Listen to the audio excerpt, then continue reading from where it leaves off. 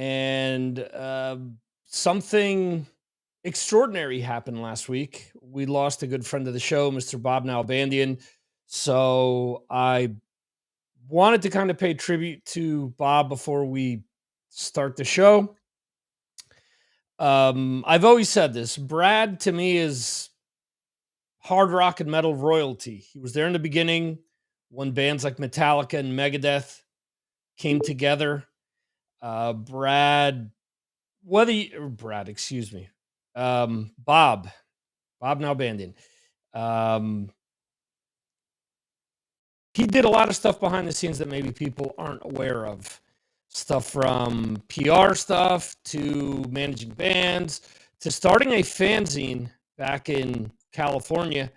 Right at the start, right when people like Brian Slagle and Johnny Z were starting all the things that they were starting. So without Bob Nalbandian, we wouldn't have a lot of these bands that we all love in 2023.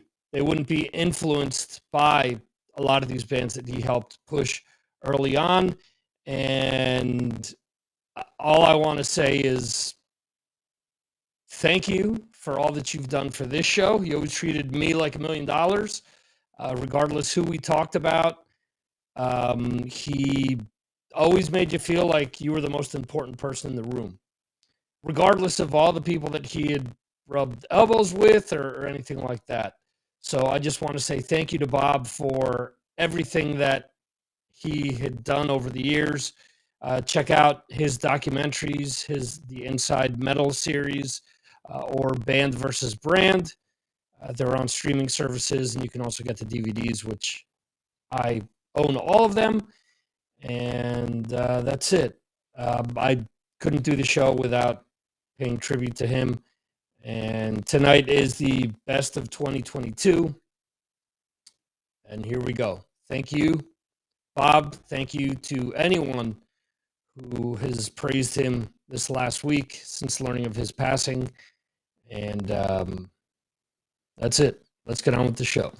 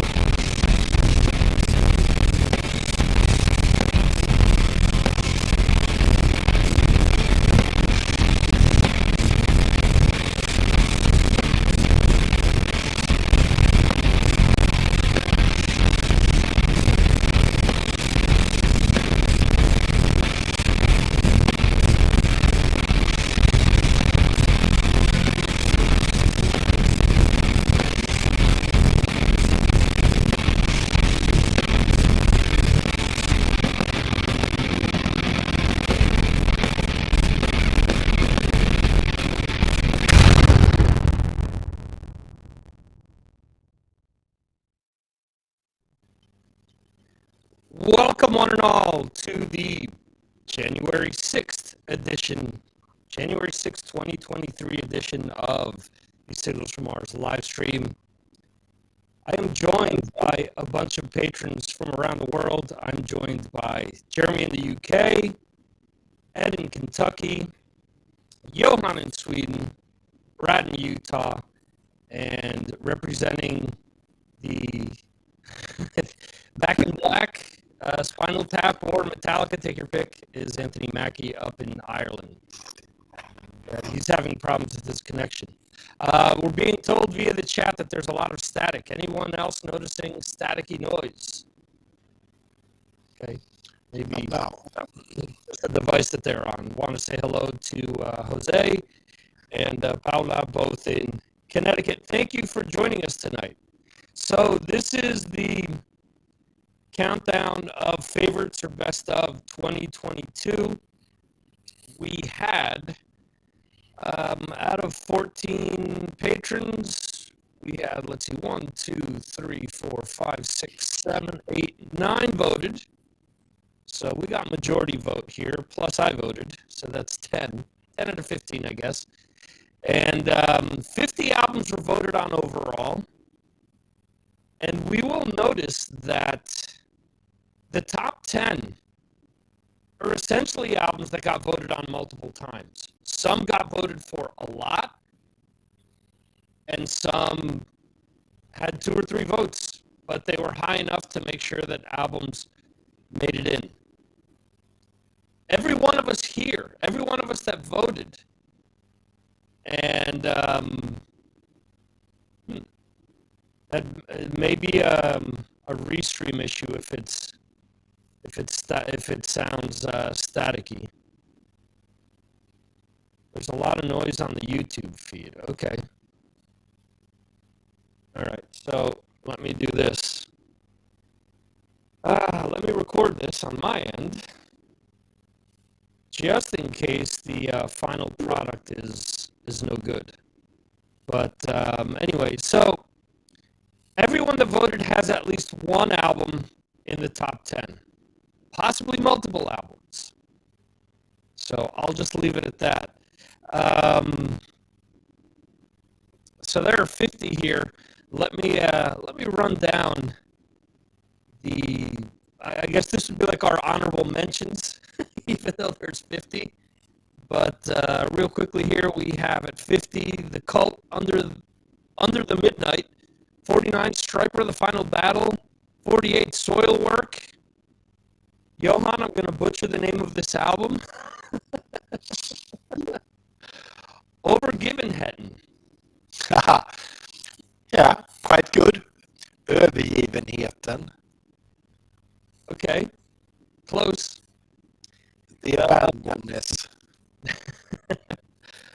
Let's see, The Abandonness. Okay, cool. 47 Impellitteri with Wake the Beast. 46 Kings and Liars with Transition Animals. 45 Grand Bonnet with Day Out in Nowhere. 44 Dead City Ruin Shockwave. 43 Wet Leg. 42 Sick and Beautiful Starstruck. 41 Decapitated Cancel Culture. 40 Crowbot with Feel This. 39 Blind Guardian with The God Machine. 38 Psychroptic, Divine Council. 37 Porcupine Tree Closure Continuation. 36 Bloody Hammers Washed in Blood. 35 is Black Swan Generation Mind. 34, get this full name here, Tuck Smith and the Restless Hearts Ballad of Misspelt Youth. 33 Goat Whore Angels Hung from the Arches. 32 Dead Daisies Radiance. 31, Steve, how's this pronounced? Bane? All right, can't hear you, but I saw that you said yes. No, just it's very staticky. So let's see, Bane, The Spine, and The Veil. 30, Zeal and Ardor by Zeal and Ardor. 29, Sanhedrin, Lights Out. 28, Dream Window by Dream Window, which is essentially Foo Fighters. 27, Ozzy Osbourne, Patient Number 9. 26, Journey with Freedom. 25, Generation Kill, MK Ultra. 24, Crash Diet, Automaton. 23 is Clutch with Sunshine on Slaughter Beach. Now, this Clutch album was an album that a lot of people voted for. But the problem is that it was low down on people's lists. So the points weren't very high, so it only got to 23. 22, Bloodywood with Rakshock. 21, Sword with 3. 20, Lamb of God with Omens. 19, Demi Lovato with Holy Fuck. 18, Behemoth with Post Contra Natrum. 4 against Nativity, I think it is. Could be wrong. I'm not up to snuff with Latin. Johan is laughing at me. Arch Enemy with Deceivers at 17. 16 is Smash Gladys with Raw. And at 15, Saxon with Carpe Diem. So, any of these that you guys are surprised that that were in these positions? Saxon is similar to Clutch. Several people voted for it, but it wasn't higher up on the list. The albums that are in the top 10 were all middle to top of people's lists, and multiple people voted for them. So that's why that's where they are. Brad, go ahead. Yeah, I was going to say Saxon, obviously one of my favorite bands. That album at first didn't even make my top 10. Main reason is because it's not that it's not a good album. It's just it was pretty much the stuff they've been doing for like the last 10 years. So there was nothing like new, adventurous. I mean, same sound, same song structure. I mean, it grew on me, so it eventually made my top 10. But that's why it was so low for me anyway. I expect more from the boys in Saxon. Come on, lads. Yeah, I totally understand that. The other thing I want to say is that, and I've been mentioning this in the Facebook chat that we have, I've listened to a lot of these albums. So from the last live stream that we did till today, I've listened to somewhere in the neighborhood of 45 albums, just to make sure that I miss out on anything. And a lot of these albums have good songs on them. The Crowbot album was so close to my top 10. It's got a lot of good stuff on it, but I just felt like there were other things that I'd been listening to throughout the year that ultimately beat it out. There's a bunch of these. The Bloody Hammers was another one for me that I would consider an honorable mention. The Soilwork, Dead City Ruins, Kings and Liars. You know, there's a bunch of these that, you know, either I voted for or, you know, were honorable mentions that just came outside of 10 for me. If I were to make a top 20, a lot of these albums would have made it. Anyone else besides the Saxon that they're surprised where some of these albums are? Johan, go ahead. Yeah, thank you. I would like to raise a hand for Soilwork's latest album. It was released, I don't know, somewhere August, September, but I recently started to listen to it, and I really recommend you and all the listeners to try that album, because if you like Night Flight Orchestra and if you like metal, I mean, that's a great album. The melodies are fantastic. So just a kind recommendation to all of you. Soilwork, övergivenheten. There you go.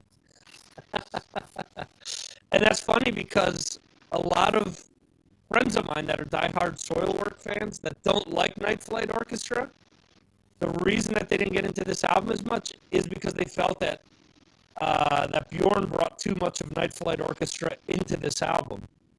So there's definitely, it seems like, in my opinion, that he's tried to kind of fuse the best of what works with both bands.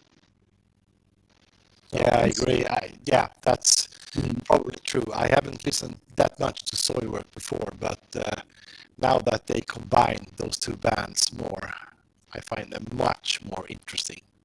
Yeah. Oh, I mean, there's a lot of Soilwork that I actually like. I just think that he's really gone, you know, in another direction with this. Anytime a band changes, you're obviously going to have people that complain about it. But let's see here.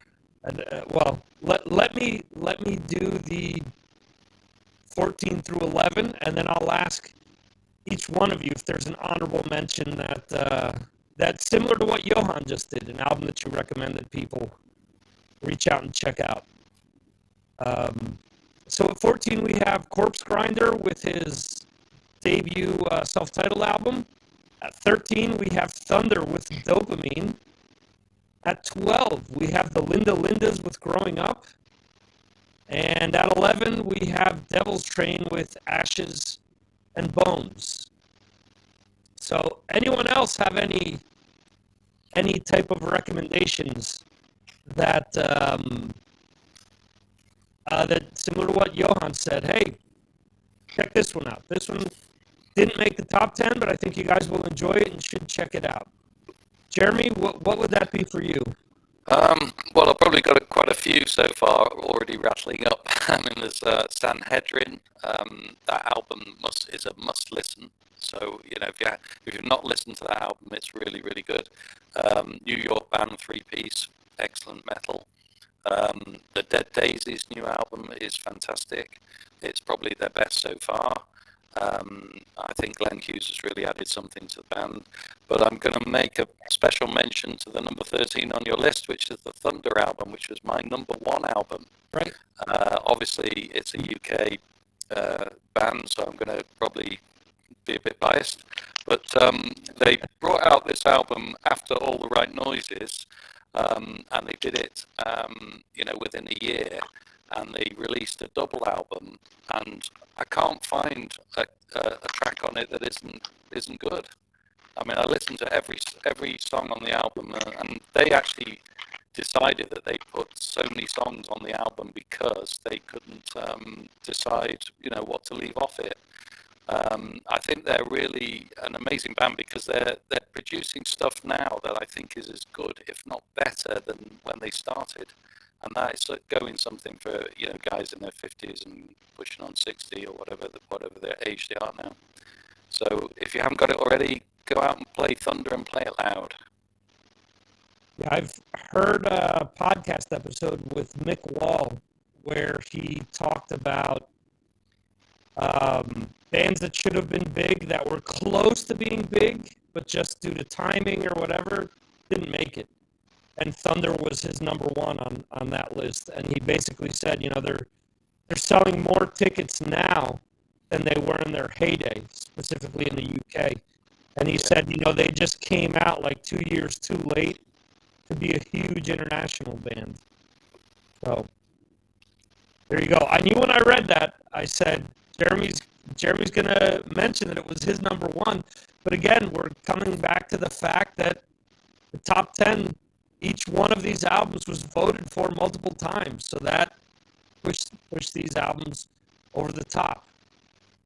Ed, any of yours that you would recommend for this crop of fellows? Well, except for the album that will be number 1, my whole list has been chosen here. I'll be hanging out, listening, and learning from you guys what I missed out on. But, of course, my favorite that you've listed so far, Corpse Grinder, that's given me some Cannibal Corpse-like music to listen to while Cannibal Corpse works on their next record. I think that Lamb of God album it sounds awesome, and they got the best riffs I've ever heard them make on that one. The MK Ultra, that's a good one if you like Exodus and Miss Rob Dukes. They got a pretty thick sound going. I also like the Devil Master a lot because of that new wavy sound that they're mixing in with that kind of black metal and hardcore. And that Psychroptic record, even if you don't like that kind of music, put that on your stereo and turn that up. The way they produced that record, mixed it, mastered it, everything is perfect. And I wish every band would use that as a template for how in your face those guitars should be. Because that is what makes metal, is that distortion, that electricity coming from the guitar. That's what I hear the most. And they mixed that record perfectly. And the song that I chose for the playlist stick with it for half a minute, and there's a groovy riff that you're going to love. And I think Jesus did a pretty good job with Striper this year.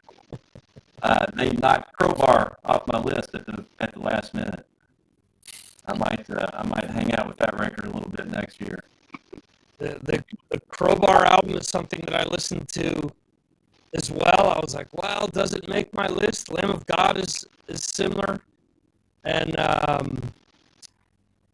which other one did you mention there? Oh, the MK Ultra, the Generation Kill. I listened to that as well. That was very close. Like I said, if I were to make a top 20, these more than likely be in there. With the Corpse Grinder, you said that you're happy because it kind of fills the gap between what he does in Cannibal Corpse or waiting for Cannibal Corpse to come out.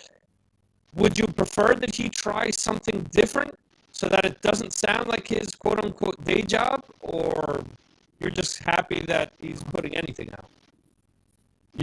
I like his vocals so much that, and I like the last few Cannibal Corpse records that he's done with him so much that I'm happy to keep hearing more of this. But I'm willing to listen to anything that sounds good. Who knows what else he could do? It would be interesting to hear. I'd sure check it out. Yeah. Okay. Let's see, Brad. How about you? Oh yeah. First of all, Devil's Train. They didn't make my top 10 list. They were on there, and they got kind of knocked off when I moved something else up. Those guys, that album is great, and I just actually listened to their second album last night. It's fantastic as well. These guys really, they're really, really good. So if you haven't checked out Devil's Train, get up on them. Also, Dead City Ruin. Mm-hmm. Very good album that made my top 10. I think the new Leatherwolf album is really strong. Aerodyne, their album that came out last year, very good metal. And Sword. I think all these bands are bands that I've learned about through Signals from Mars. I was going to say, most of these bands, I've posted videos or interviewed them. It's true. Yeah, really, really good. The Bloody Hills album, Rotten Romance, is actually pretty good too. But there were so many good albums. So many. Yeah. It's a good problem to have. Yeah, it is. Oh, no, one other thing. Santa Cruz was a band I've only had one of their albums before. Their new album is surprisingly really good. Great production on it. First 4 or 5 songs were pretty hard rocking, and then it kind of went more of a pop metal kind of direction, which is cool. You don't want the whole album to be the same, but I found it a really good, enjoyable listen. So I'm going to have to dig into those guys a little more. Santa Cruz. Now, you said that the album is very well produced. I hear that their live shows are very well produced as well. Yeah, I've heard that too. But we'll see if I ever get to see them live. I just like to know how the hell in Finland they come up with the name Santa Cruz. I mean, we're throwing darts at a map. How did that happen? I guess there's a lot of downtime in Finland, right, Johan? When you're not playing hockey or sitting in the sauna, what else are you going to do there? Yeah, I don't know. I've never been to Finland. I'm almost scared to go there. Well, you're dangerously close, aren't you? Yeah. Let's see if we have Steve's audio going. Steve, any recommend? No, still can't hear you. See, now towards the end we could hear you. Maybe the wire's loose or something? Now he's mute hell. Yeah, from negative hell to mute hell. About now. Now, okay, now we can hear you. Now you can hear me? Okay. Yeah. No, keeps cutting out. No. Let me exit the load. I'm going to exit. Okay. And Anthony Mack is hanging out here. I'm sure if he were to recommend anything, and let's see if he agrees with me via the chat, he'd probably recommend the King's X or the Zeal and Ardor. I'm guessing. Let's see if he responds. But Anyway, let's see if we can get Jeremy or oh, okay, Anthony is there. Okay, Steve, let's see. Am I now? Ooh. Perfect words. Not well. Looks like we may get a few words together here. Some You're using an iPhone, right? now. I'm using my iPad. You're using your iPad. Okay. What I switched to my phone. you're using Safari? Yeah. It's cutting out continuously. Let me try my phone. Okay. All right. So let's keep things moving. Yes, Anthony, we can't see you. The screen is completely black. Anyway, at 10, this was an album that was on and off of my list throughout the year. Wait a second. Did you do 15 through 11 already? Did I? Yeah. Okay. Yeah. Yeah, Where was Corpse Grinder, Thunder, the Linda Lindas, Devil's Train. All right, let's go 10. Anthony, you're still black. Number 10. It is Thorns by Tony Martin. Now, a few things about this for me. Note that Ozzy came in at 27, and the other Sabbath singer came in at 10. More people voted for the Tony Martin album than the Ozzy album. It's a better album. I agree with you. Ozzy's got maybe 4 or 5 good songs on there, and the rest are just kind of snooze fest. Tony's is, I think every song on there is enjoyable, and it's a nice variety of stuff. So I think Tony put in a really strong effort there, and I understand he's working on a second one with that guy, the guitar player who wrote most of those songs. Oh, wow. That's cool. What I like about the Thorns as well, there's Anthony. Now we can see him. Oh.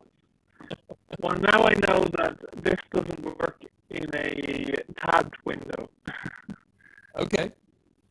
There you go. Do you hear that? Yeah. It doesn't work in a tab. Okay, well, so I mean, in a tabbed window. Oh, okay. Yeah, but anyway, I'm in its own window now, and it works. Okay. Cool. But yeah, you were right. King's X What you and said Zealand. earlier on. Yeah. Yeah, and you know, I listened to the Zealand Order again yesterday. And I really like it. You know, whereas before I listened to it and I was like, yes, I like that. That's a good album. You know, and kind of filed it away. But Right. I dug it out again and listened to it, you know, more deeply, and I was like, actually, it is really good. Yeah. I listened to it a few times because, again, it was in my top 10. It was out of my top 10. It was one of these things where I was going back and forth with the strongest songs off of several albums and thinking, which one of these songs am I still going to be listening to in a few years? Which one of these, you know, which albums do I feel are, you know, strong? I think the Zealand Order offers so much stuff that no other band is doing right now, whether it's a mix of black metal with gospel music, with blues music, which is full-on industrial metal in some places. I mean, it does a lot of crazy cool stuff. Yeah, and you know, the riffs are amazing. You know, the guitar playing's great. It's intense, but then there'll be a moment where you think this is like a car commercial. You know, this is, you know, I can see it as an ad for fucking Kia or something. You know, Right. and but you know, it passes and it's great, really good. Yeah. King's X album is great. I'm presuming it's in the top 10 somewhere. But you know, that album was such a relief because, you know, obviously there was a bit of anticipation around it. We've been hearing about it for about 3 years, Right. and then when it finally comes out, it's brilliant. Now, we've been hearing like their past few albums, oh, this is the best thing since blah blah, but they don't really hold up. But this one, I think, will. It's great. Yeah.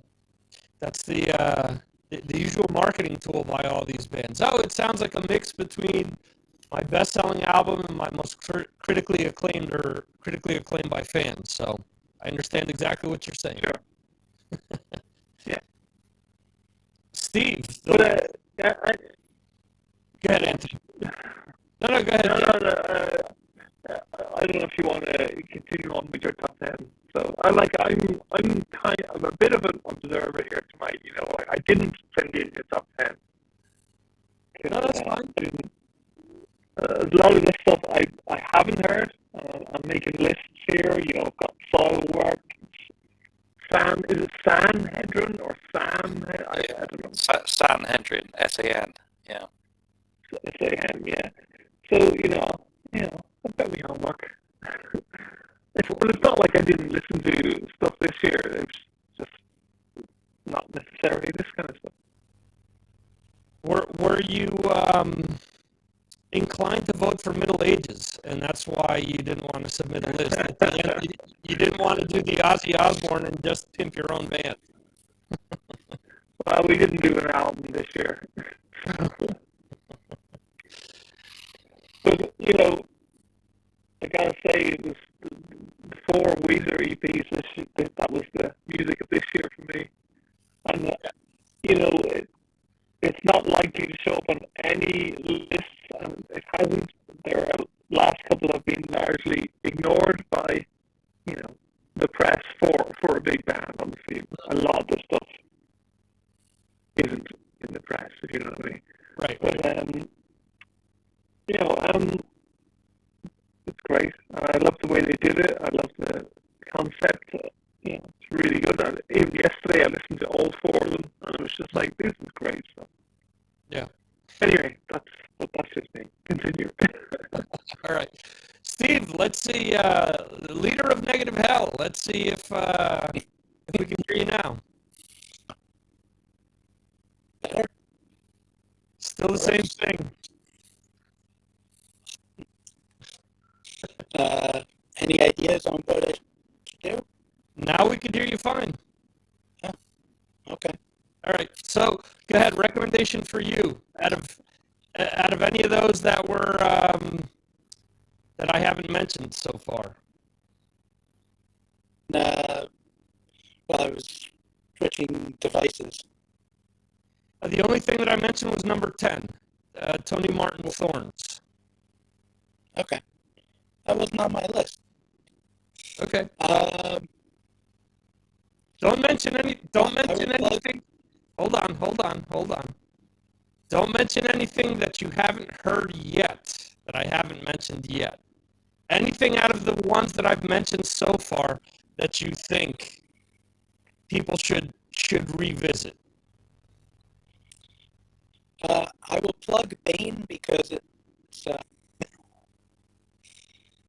and he did mostly rap after he did his first alternative-ish album, and just think everybody should check it out. All right, awesome. All right, so when we started the show out, before we started the show, I mentioned something. I referenced an album. It was Johan, Jeremy, Ed, and myself. But at number 9, coming from a state that Steve and I are very familiar with, it is Skid Row with The Gang's All Here. Anyone check this album out, and anyone want to say anything about it?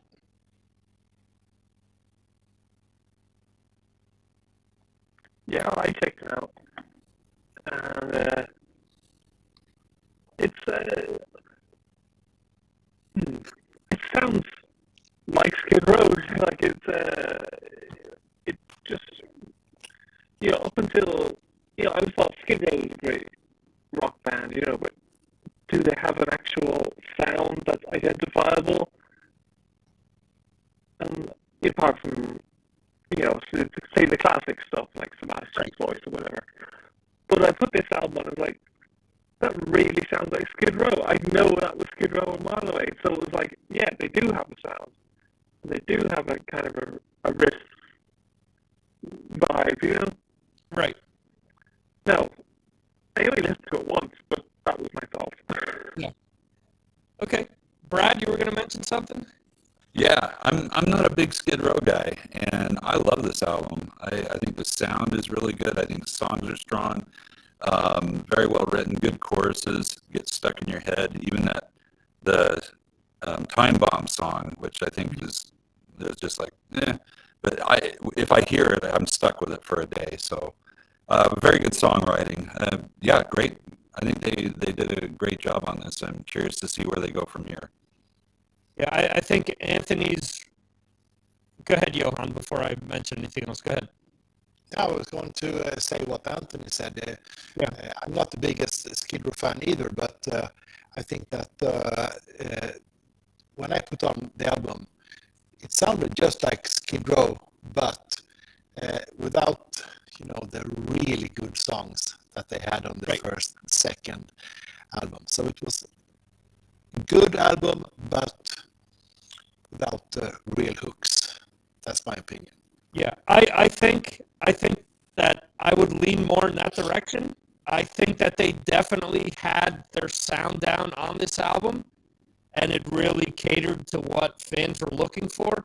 At the same time, I think Johan is 100% right. The only thing that this album is missing is that one big song that stands out. Like when you hear Slave to the Grind for the first time, you know, the title track just hits you instantly. If you hear the first album, you know, outside of the hits, there are other songs on there that are really, really good songs. So I think it's a very good album, a good album for them in 2022. And going back to what Brad said, for me, a lot of these songs get stuck in my head. And again, this was one that was in and out for me out of my 10, and it ultimately ended up, I think it was my 10, if I'm not mistaken. But anyway, at 8 is an album that I did not expect to enjoy as much as I did.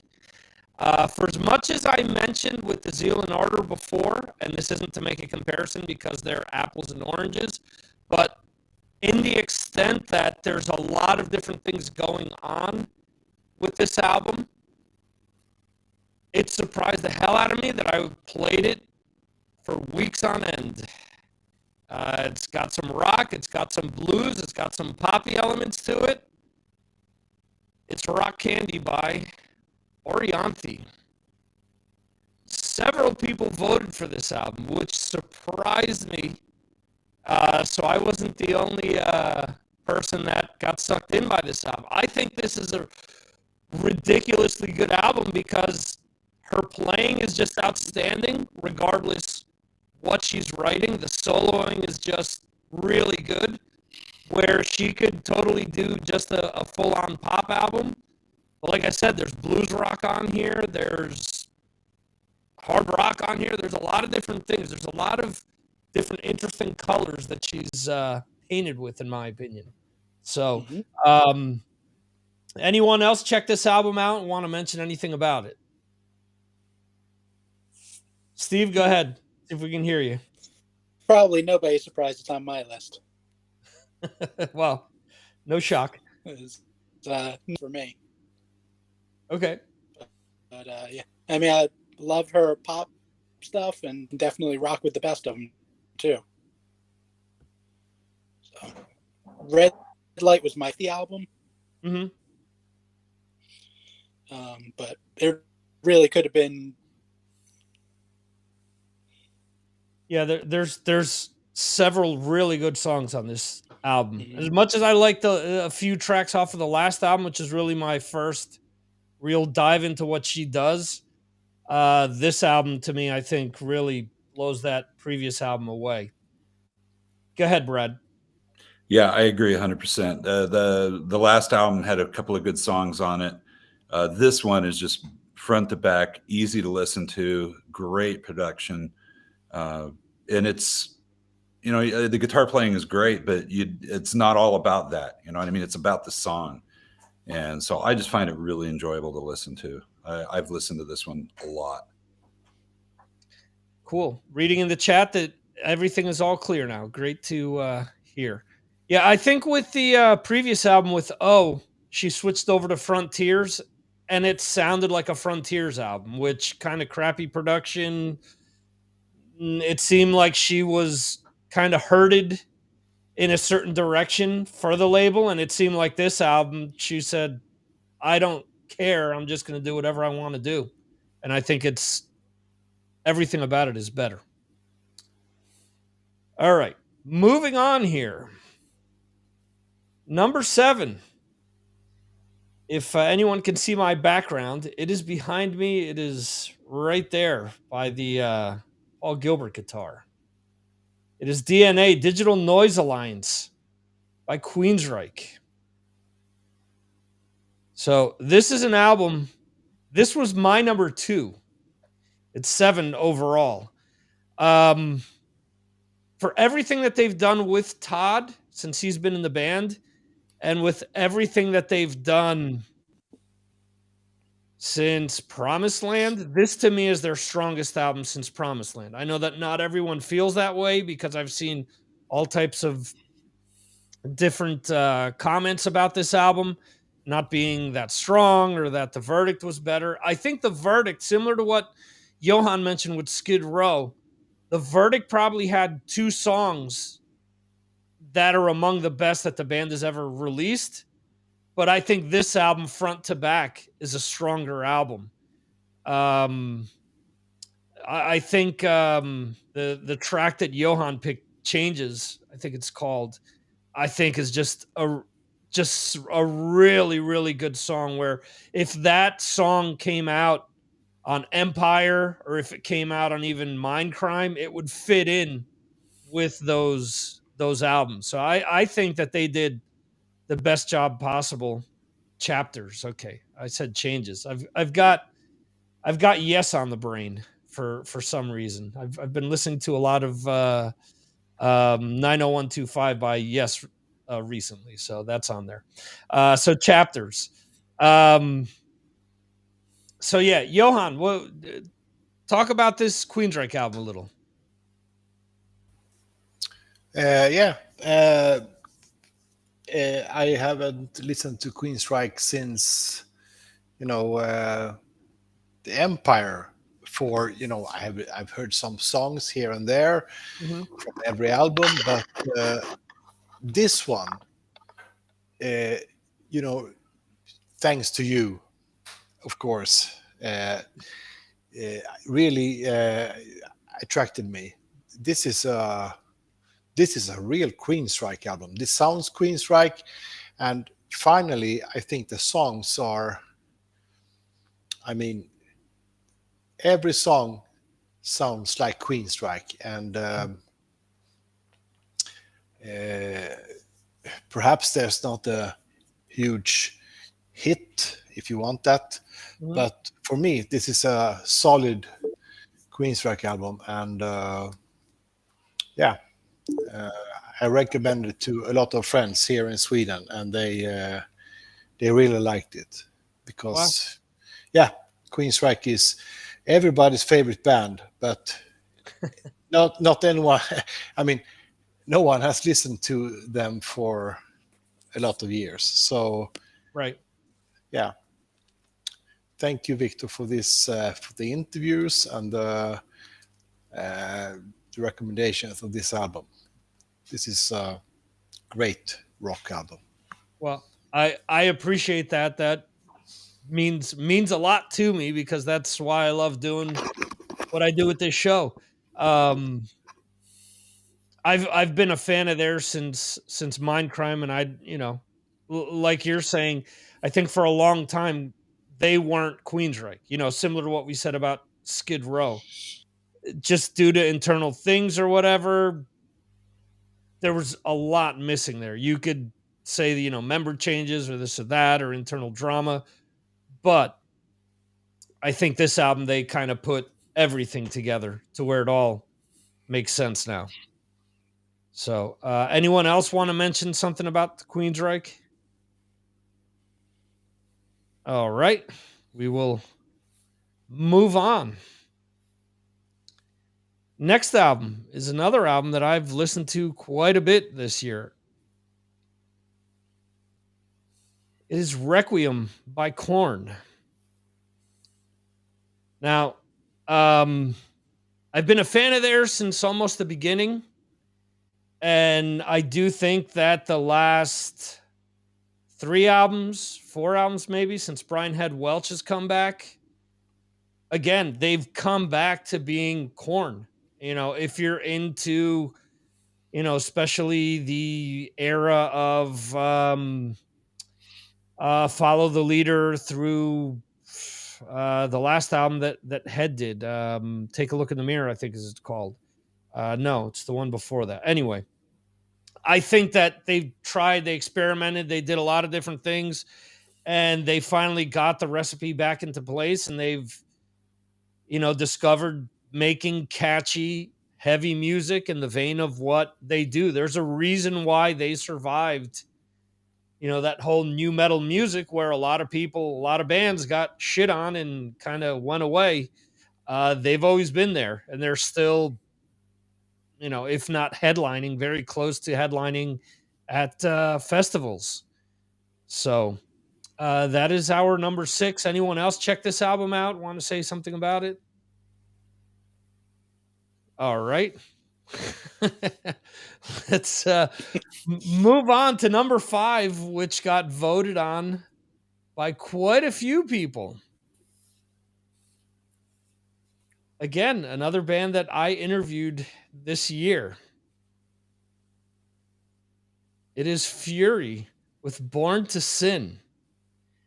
And a lot of people commented on how fun this interview was, and it made them check the album out. So ultimately, that got to number 5 out of our top 10 for this past year. Steve Hoker is the man that got me in touch with the band, more or less. And he'd been telling me to check them out and to reach out to them for some time. And if anyone deserves credit for them appearing on the show, it is Steve. So, Steve, did it surprise you that I know they were high on your list? They were my number 1. Yeah. Did it surprise you though that they actually made it here? I'm extremely happy about it because I think they're one of those bands that and everyone should know about them. Mm-hmm. And I mean, there's tons of bands, but yet again, like you always say, people that say there's no good music out there anymore, you just got to find it because it's there. Yeah, absolutely. Yeah, no. Anyone else? And I think. Go ahead, Steve. Sorry. I was gonna say, I think eggs Metallica or any kind of thrash rock, good clean vocals, you're going to be into the Fury. I haven't seen them live, but any live clips I've seen, it seems like they can bring it live. Yeah. And for those not aware, their bassist, Becky Baldwin, was the bassist for Merciful Fate when Joey Vera had to go out on tour with Armored Saint. So that also speaks volumes to what the members of that band are capable of. So, and interestingly enough, her boyfriend, who was Chris Appleton, who was in Iced Earth, I actually saw him in his old band, which was actually called Fury UK. So, go figure. Anyway, anyone else want to mention something about Fury? Yeah, they're Sorry. Yeah, I read her. Oh, sorry. No, go ahead. I read her roundup of the year today, and she mentioned how they played Ireland, and I was like, what? I don't remember that. But I missed quite a few gigs this year anyway, so maybe it was amongst that somewhere. Okay. Jeremy, go ahead. Yeah, I was just going to say that this is a really, really small band in the UK. I mean, they're from the West Midlands, where there's a lot of great rock bands from that area. If you listen to the albums that came before this album, I don't think they really pushed themselves enough. But on this album, they really raised the bar, I think, and it is a really fantastic album. Thanks to Steve for telling us all about the band as well, because otherwise we wouldn't have heard about them. And I really want to see them live. And I just think it's fantastic that we've got such a small band amongst a big crowd, because the names we've mentioned so far, they're all familiar to all rock listeners, but Fury won't be. And that's just a fantastic thing, because it is a really good album. You can listen to it from start to finish. It really rocks, and we all like it. So thumbs up to Fury. Okay. Johan? I mean, that's what, as Jeremy said, they are. Thank you to Steve, and this Patreon and Signals on Mars for letting us know about this band. I think they are so good because of the female, what do you say, co-vocals, choir, yeah. That's the thing about these guys and girls. So this is a real good band, and I have recommended them to a lot of friends here in Sweden. Play them at a couple of when we have dinner parties, right? But they like them. But so yeah, a really good band, Fury. I hope to see them here in Sweden. I will go several miles to see them. There you go. Jeremy, go ahead. Yeah, I just wanted to add one more thing. If anyone's watching and they like this band, go out and buy the album, because they need these sort of small bands need the money, and go out and see them. Go out and buy the album and buy a T-shirt and support the band, because otherwise these sort of smaller bands, they're not going to make it, and they'll just fade away. We need these new bands to come up and become big bands. Yeah, absolutely. I want to second what Jeremy just said. We need these bands. This is a really good band. Great album. Sounds good. Every song is really good. And if you listen to this and don't like it, then you need to start looking in the mirror, because something's wrong with you. It's really good. You can't say there's anything wrong with this album. Sorry. Yeah, it is a strong album. For me, it was just right outside of my top 10. But again, one of these that was in the running. So at 4, let the shockers begin. I don't know if with the last 4, if people are going to be surprised or not. But I think that some people may be surprised with this. At number 4, in and out of my top 10, ultimately did not make my top 10, but it is Megadeth with The Sick, The Dying, and The Dead. No, you all got something wrong here. We need to start over. Playing the part of Johan tonight is Ed Ferguson.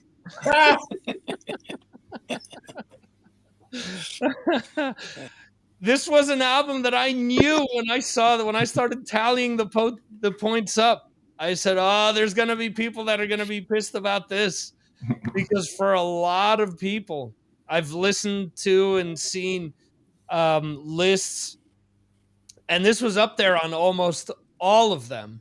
I think it's a great album, but for me, it just would have been like 11 or 12. For me, this and the Machine Head album were in and out of my top 10 continuously, and both of them ended up being like 11 and 12 when all was said and done. I just think that, to me, as much as I liked this album, there were a few others that were just did a little more for me, is what I'm getting at.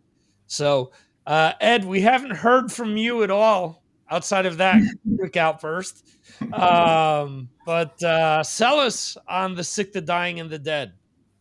Yeah, I'm really proud of Dave and the whole band. For me, this is like the kind of record I wanted to hear after Rust in Peace. And when you compare it to most of their records since then, I think it's, and it may be because of the extra time they had in the pandemic, but they were able to write these songs, even the mid-tempo ones, in a way that it stays interesting throughout. This is an album listen, I think, more than most records that I've heard in a long time. This is a record that I think it's better when I play it from start to finish and I'm hearing the dynamics and all the different songs. Mm-hmm.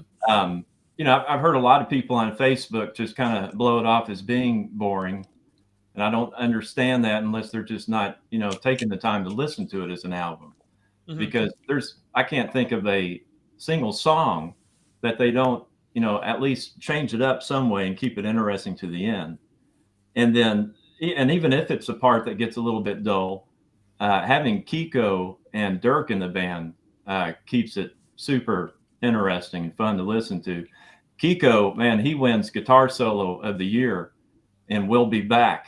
That second guitar solo that he does, man, it's just, I think that's my favorite guitar solo I've heard since Marty Friedman was in the band. Some of the stuff that he did on Rest in Peace. Right. And the song We'll Be Back is probably my favorite Megadeth song I've heard since something on Rest in Peace. And it's just, I hope he keeps this band for a while. I hope he, you never know with Dave what's going to change from one year to the next, but man, he's doing a great job. I hope he just kind of keeps this level of excellence in these last years of his career. He proved why he was number one on our thrash metal playlist. Mm-hmm. Mm-hmm. Yeah, I think for me, this album, I wouldn't say it's boring at all. I think similar to what we said with like the Skid Row album, it doesn't have like that one song that to me stands out, head and shoulders above the rest of them. I think they're all really good songs, but there's just that one great song that isn't there. And I think it's been the opposite with a lot of the other albums, where you would have like two great songs and then the rest was actually like kind of boring. There's a few albums that have come out specifically to me between United Abominations and Dystopia. Several of those albums to me were boring. So to say that this album is boring is, I don't know, kind of out there. So, anyone else want to mention the Megadeth album?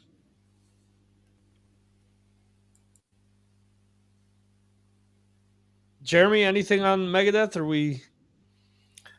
I hear what Ed's saying. I like the album. I'm not a massive Megadeth fan. I've played two Megadeth albums today, actually, Countdown to Extinction and Dystopia, and I would say that it's better than Dystopia, but it's not as good as Countdown to Extinction. So that's where I am on it. I think there's 4 or 5 really good songs on it. I don't want to play it all the way through all the time. There are some songs on it that I don't like. So it's probably one, that I will listen to again. And it's enjoyable, but it probably came down. Well, I voted it number 9 on my list. Okay. And just so you guys know, between 2, 3, and 4, there were very few points that separated them. Number 3 is an album that I didn't really check out until a bunch of you guys started voting for it. And I'm not a huge fan of this band. I'm actually a bigger fan of their guitar side project. But the album is Zit. Is that how you pronounce it? By Rammstein. Several people voted for this. This one was completely off of my radar again because I'm not a huge fan of theirs. But Johan, you voted for this one. Why did this album make your list? Yeah. First of all, they are called Rammstein, Rammstein. Okay, not Rammstein. See, this is and the album is Frankenstein called, and Frankenstein. We're getting back. We're getting to young Frankenstein here. Go ahead. Sorry, and the album is called Sight. Zeit. See, my Yeah. pronunciation is shit. And see, and I was gonna try a UK accent tonight, but no, I decided against it. But go ahead, Johan. I picked this album because when I first listened to it when it was released, I thought it was okay, but when me and my son Petter went to see them in Gothenburg this summer, all those songs from the new album, they played a couple of them. They grew on me, and I mean, these songs are meant to be played at stadiums. So when you see them and they play those songs, I mean, and now when I listen to it, that's a great album. And I mean, they still release songs from it, and yeah, you can say what you want about Rammstein, but you have to see them and you have to feel. That's a whole experience. The live show, the album. You can say that about a lot of bands, but Rammstein is one of them that really makes the full circle. So they deserve a high place on this very, very important countdown. There you go. Anyone else want to mention anything about the Rammstein album? All right. Moving on to number 2, which was actually my number 1. It is Rock Believer by Scorpions. Anyone want to mention something about this album before I blab on about it? Yeah, I'm gone. Go on, Brad. You first. No, I was pointing to you. I think you're gonna be more intelligent. Yeah, I mean, I love Scorpions anyway, but I just feel that this album, they've gone back to their old roots. They're playing, all the old riffs that they used to play. They've got some verve back. There's a nice mix on the album of songs. And I just love it. I think it's a really, really good album. If this is the last album they ever do, it would be great because they can sign out on a high. Mm-hmm. You could maybe say a little bit negative that they are using some of the old riffs, and you can hear some old songs in there. Mm-hmm. But hey, they know what the fans want. They know what we want to hear. And they've produced a really good classic hard rock album. And I play it a lot, and I play it loud. And I think it stands up there with all the great Scorpions albums of the past, really. Yeah, and Johan is saying that he agrees with what Jeremy is saying. I wonder when I listen to this album if when Mickey D joined the band, he said, I'll join up with Scorpions, but we're not releasing Eye to Eye Part 2. we have to release something that lives up to, my history with Motorhead and with King Diamond and so on and so forth. This album, when I saw that they were going to release a deluxe edition with I don't know how many more songs, I said, for fuck's sake, why? Most of these songs are going to be throwaways. I'm like, what's the point? And it's one of the only times that I can remember that a album with all these bonus tracks where all the bonus tracks are just as good as the regular album tracks. I mean, exactly what Jeremy said. Yes, there's some refried riffs in there. There's some redone, singing cadences and drums and stuff like that. There are patterns that have been used over and over again. But listen, the songs are good. They're not like, there's millions of bands out there that try to regurgitate that one hit.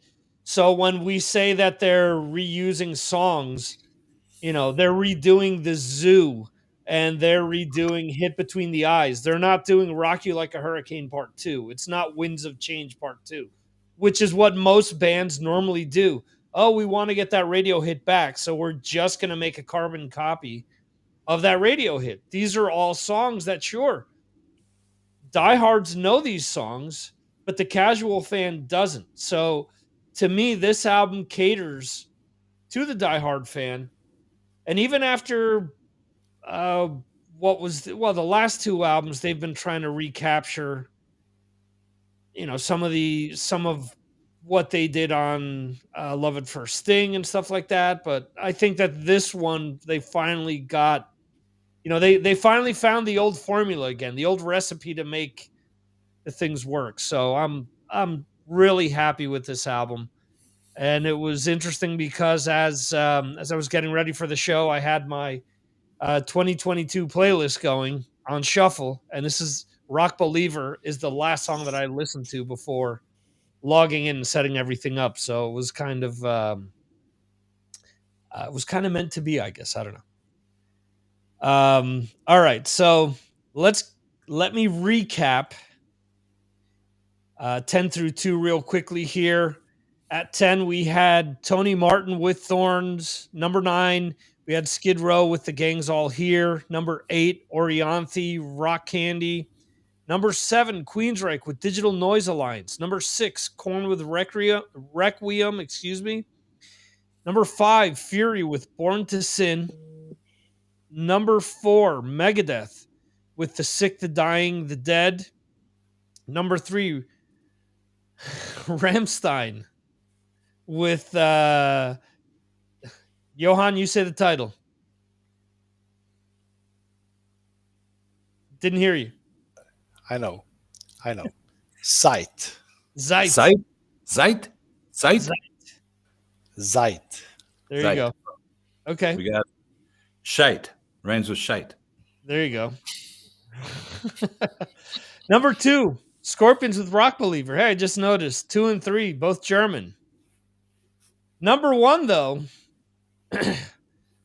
we're going a little bit farther to the north. No.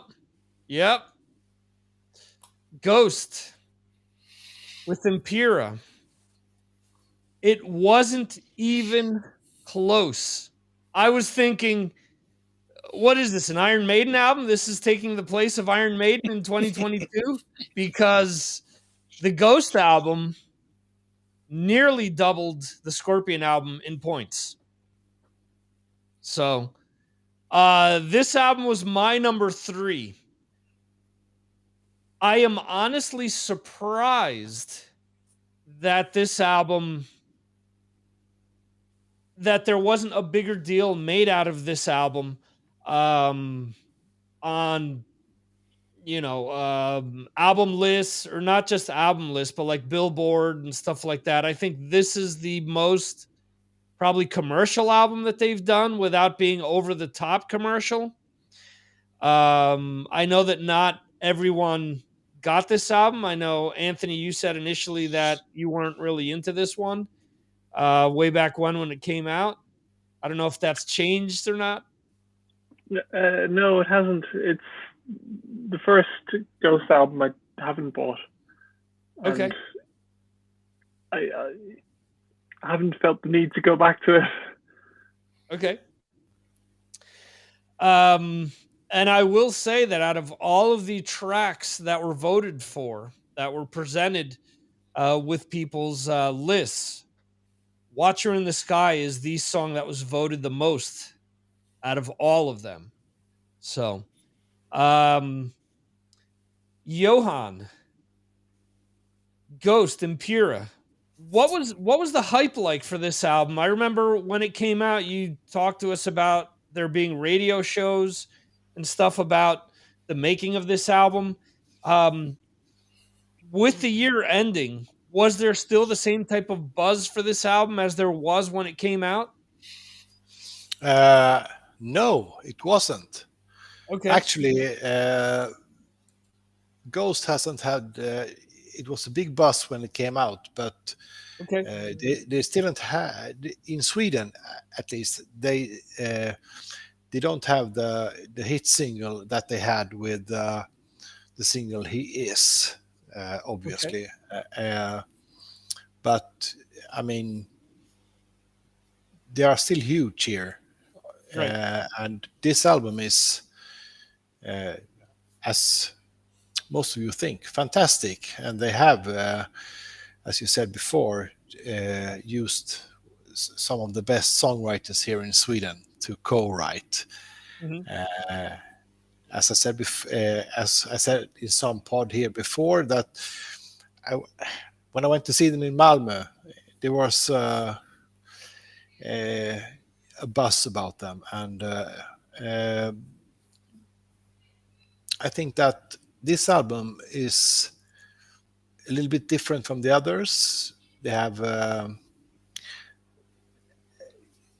little bit, I don't know, they moved perhaps away a little bit from metal, but you can hear some Toto and you can hear some classic, no, not classic, but Swedish pop music in it. So I really like this album, but my favorite song was, and still is, Watcher in the Sky, because it sounds like something that we're all very used to, 80s rock. So yeah, I really love this album. And I'm very excited to hear you other guys, what do you think of it? Yeah. Thank you. Okay. Who else wants to mention something about this album? Yeah, oh, go on, Brad. You go. No. You're on. You're going. Oh. Go, Jimmy. Go. He's pointing at you. Okay. Yeah, I wasn't a fan of Ghost before this album came out, to be fair. I liked a few of their songs. And then a certain Patreon group, which we're members of, posted up some stuff, and we got chatting about the album. And then I listened to it, and I'd just like to say that I think this is probably one of the most important rock albums that's ever been released. I think this is going to this will go down in history as a real classic album. And sometimes, we sort of look back on bands and say what are their best albums. And we've talked about Judas Priest in the past. We've talked about Rush and Scorpions and what have you. And when we look back on Ghost's history, we'll look back on this album as probably one of their best, if not the best. I just think that there aren't, if any, bad songs on it. And it's just amazing how they can combine rock music and pop music in one, and forge their own identity. I say forge, obviously, with a, we know why. But yeah, I just think they've got their own sound, and they should be headlining all festivals now. I mean, they are absolutely massive. And I talked to somebody who works in HMV in Bristol, and they were saying that these albums were just flying off the shelves. They couldn't sell enough of Ghost. It was their biggest seller. The kids are so into Ghost, and now old timers like me are into them as well. Fantastic. I mean, if they keep producing albums like this, they will be bigger than, or as big as, any rock band that we know that we could mention. Yeah, I think they've definitely broken a mold, in the sense that a lot of people have been saying, who's that next band that's going to take over and be a headliner of, big arena shows and stuff like that. And I think that they've disproven a lot of people with, they're headlining their own US tours now, where I don't think people saw that coming, after, there's a huge gap in years between, say, a Slipknot and a Ghost. And there's been like a void between the two, to where there's been a band that's really stood out like that. I think Lamb of God probably at one point was very close. Machine Head was very close, specifically in Europe, but they didn't get over the top. I think Ghost has gotten there, So I think that they're, within that next wave of headliner. And I think that they've got the catalog that, even if you're not a fan of this album, there's enough there that they're doing as well that, it will attract you, like all of the bigger bands. Even if you're not a fan of the latest album, well, I'll go see them live because they're going to be playing, the quote unquote hits. Real quickly here, just so you guys know, the 3 songs that were voted for the most, were coincidentally top 3 bands, was Watcher in the Sky by Ghost, which I mentioned, Rock Believer by Scorpions, and it was Angst by Rammstein. So there you go. Anything you guys want to mention before we wrap the show up? Any final parting words from anyone? Yeah, it was a great year. Incredible. I mean, pulling 10 albums and only having to sit with 10 albums out of the music that came out this year was really difficult. Yeah. Yeah, I've got like a top 20 here, and there's bands I wanted to see in there. So it was a great year for music. I'm hoping 2023 is also a great year for music, and I'm excited to hang out with you guys. Yeah. So, you need to do a Dr. Poison top 20 on Yard Metal. That is a great idea. See that? Yeah, I need to get you guys in there. I need to. I smell something here. It's the dog. Oh, okay. Jeremy, looked like you were about to say something. Go ahead. Yeah, there were a few disappointments through the year as well, which we've not mentioned. I mean, we should mention maybe 3. I mean, I had a couple more. I even included Ozzy on my list as disappointing, and obviously it was out of the top 20. Def Leppard, we know about. I thought that was a disappointing album. There were 3 or 4 very good tracks on it, but the rest of it was terrible. Slash produced an album that we didn't even make the top 50. Magnum produced the worst album of their career. So there were a few bands out there that really weren't, up to their game, and it's great because it allows the bands like Fury to get in there.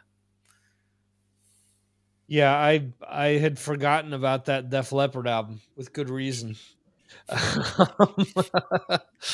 There's a few others. See, that's the thing. When it comes to the end of the year, I think for me, my biggest disappointment, and it was number 50, was the new album by The Cult. I was just missing just energy, something that these last few albums have had. I mean, I'm a huge fan. Even you go back to the last 4 albums, which haven't been big sellers, but you have For the Animals and Honey from a Knife and things like that, which are great songs. And this just doesn't have anything. I mean, I get that they've gone back to, wanting to capture. I know a lot of people have said, well, it sounds like Love. To me, it doesn't sound like Love. To me, it sounds like the album before Love, the album that Spirit Walker comes off of, where it's just, the songs just aren't there. So I'm glad that they're still putting music out, but man, I was expecting something different.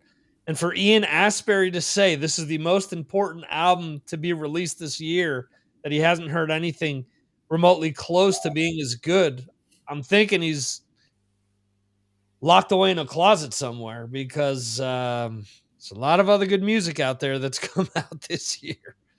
Yeah, So, he obviously didn't hear the Fury album. there you go. Yeah.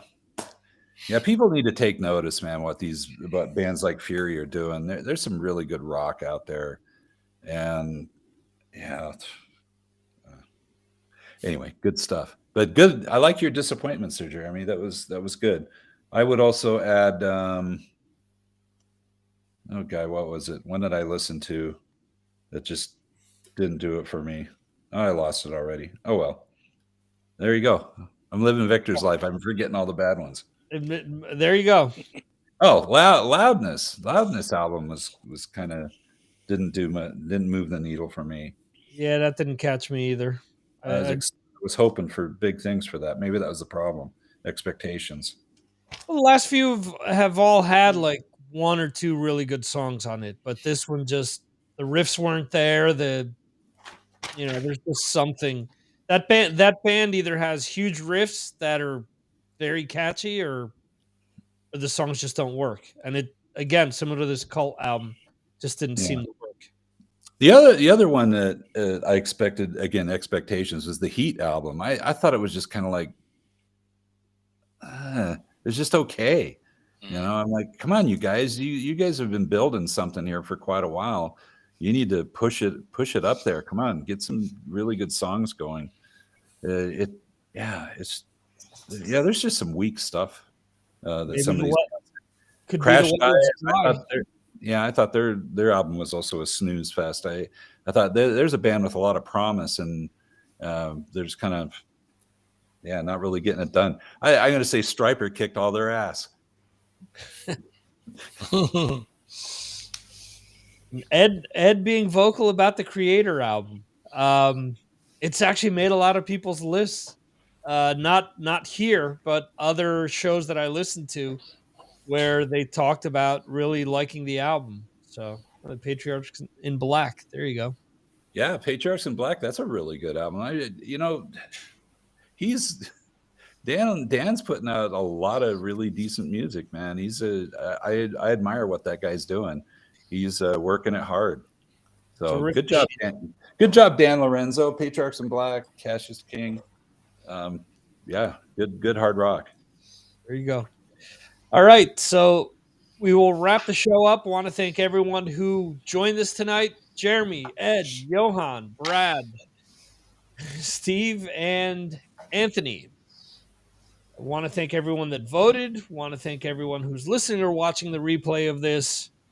Just remember to go to signalsfrommars.com to keep up with everything related to the live stream and or podcast. And if you want to join us on Patreon, there's links to do that there as well, and how to subscribe on all the various social media platforms, podcasting platforms, and of course, YouTube, Twitch, and all that good stuff. Be back on Tuesday with trivia, and then we'll be back next Friday. So on that note, we will see you next time right here on the Signals from Mars live stream.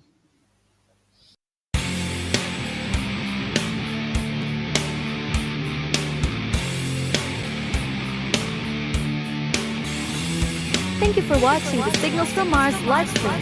You can watch the show live on YouTube, Facebook, Twitter, and Twitch, or check out replays on YouTube. Go to signalsfrommars.com for more information. This concludes our show.